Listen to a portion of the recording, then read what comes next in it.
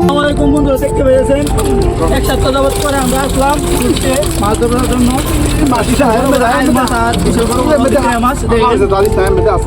তিনটা বস্তা ছিলি দিয়ে আনছিলেন,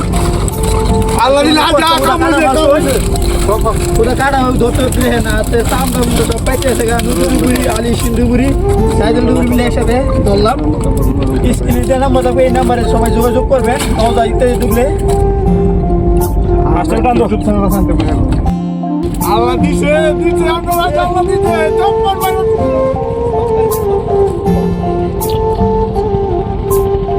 অনেক কষ্ট এই মাছ কাটা হলো হইলো মাছ আউটটাও জ্বালাইছে।